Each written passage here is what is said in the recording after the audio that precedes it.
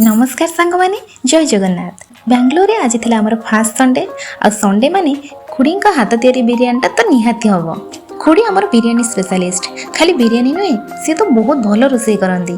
ताहले आज देखा स्टाइल बिरियानी रेसिपी।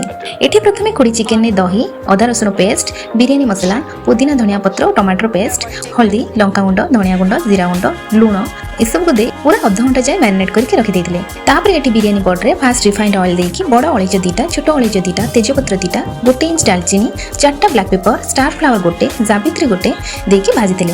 तापर 4टी बड़ बड़ प्याज को पूरा स्लाइस्ड वे रे चॉप करी ऑयल रे किछि टाइम पय भाजीले। एठी खुडी डायरेक्ट प्याज को भाजी देथिले और सेटा ब्राउन कलर आसिला परे सेथुर किछि बाहर कर देथिले परे यूज करिया पय। देन पॉट रे बाकी प्याज सो मैरिनेट हेतिबा चिकन को देकी कसी देथिले।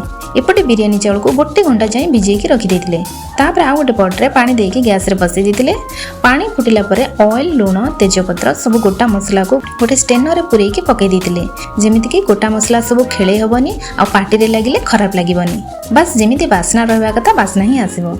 स्टेनर लिंक मु देदेबे आपण माने परचेज करि परिबे। तापरे भिजा आइतिबा चावल देथिले। चावल 70% बॉयल हवा जाए छाड़ी देथिले। तापरे ताको भल से छाणी देथिले।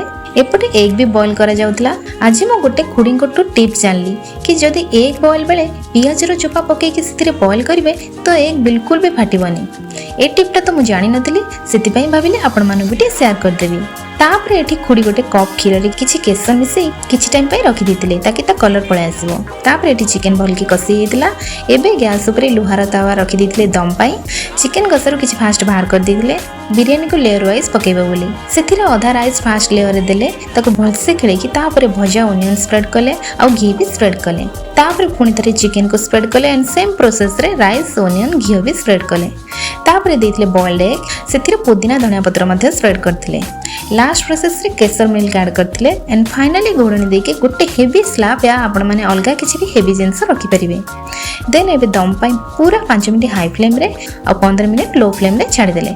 एबे हेला चिकन दम बिरयानी। फास्ट खुड़ी सुरुल पई गरम गरम बाड़ी दिथिले एंड सीरियसली बहुत ही डिलीशियस थिला। सुरुल भी बहुत पसंद करथिला। कहती जो बिरियानी बहुत long process, time taking, but seriously बहुत इजी वे खुड़ी पूरा टेस्टी वाला बिरियानी करथिले। ताहले एमिति प्रोसेस रे आपण माने वीकेंड कोन वर्किंग डेज गुडा भी ट्राई करि परिबे। तेबे आजि पई एतिकी रहुची। नमस्कार, जय जगन्नाथ।